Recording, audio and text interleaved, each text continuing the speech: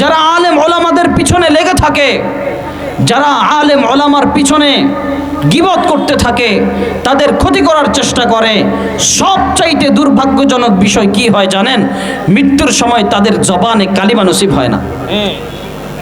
মৃত্যু হয় বেদীন অবস্থায়, মৃত্যু হয় নাফরমান অবস্থায়, মৃত্যু হয় বড় বিদঘুটে, বড় মুসিবতে।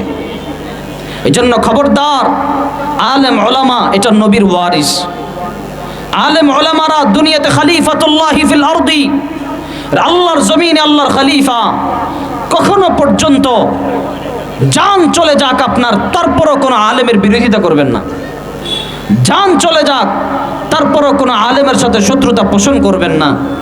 যদি জেনে শুনে কেউ ইচ্ছাকৃতভাবে দ্বীনের উপর নারাজ হয়ে কোনো আলেমের সাথে শত্রুতা পোষণ করে, পৃথিবীর যত ফতোয়ার কিতাব আছে আপনি উল্টান, প্রত্যেকটা ফতোয়ার কিতাবের মধ্যে লেখা আছে তার বউ পর্যন্ত তালাক হয়ে যায়, সে বেঈমান হয়ে যায়। নাউজুবিল্লাহ বলে, নাউজুবিল্লাহ। তার বউ তালাক হয়ে যায়, সে বেঈমান পর্যন্ত হয়ে যায়।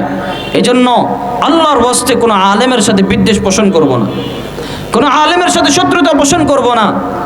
এই তো আপনি দেখেন না, আমার তো মনে হয় গত কিছুদিন আগে যে স্বৈরাচার আমাদের কাছ থেকে বিদায় নিয়েছে, সে যদি আলেম ওলামাদের উপর এত নির্যাতন না করত, আলেম ওলামাদের উপর এত জুলুম না করত, আলেম মাদ্রাসার ছাত্রদের রক্ত যদি প্রবাহিত না করত, আমার মনে হয় না সে ক্ষমতার থেকে যাইতো, সে এখনো ক্ষমতায় থাকতো। কথা বলেন ঠিক কিনা?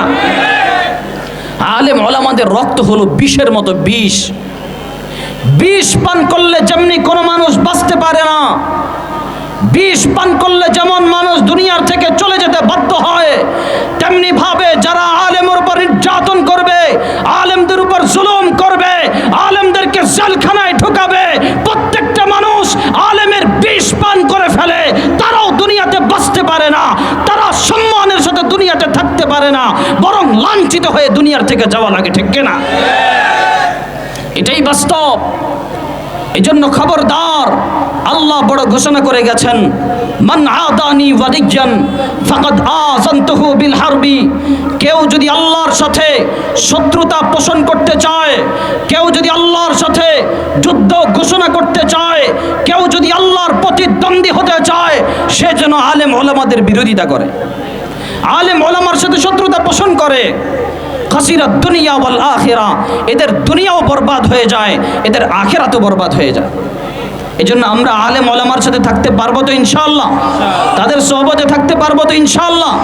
আল্লাহ আপনি আমাদের সবাইকে কবুল করে নেন, জোরে বলেন আমিন। ওয়া আখির দাওয়ানা আনিল হামদুলিল্লাহি রাব্বিল আলামিন।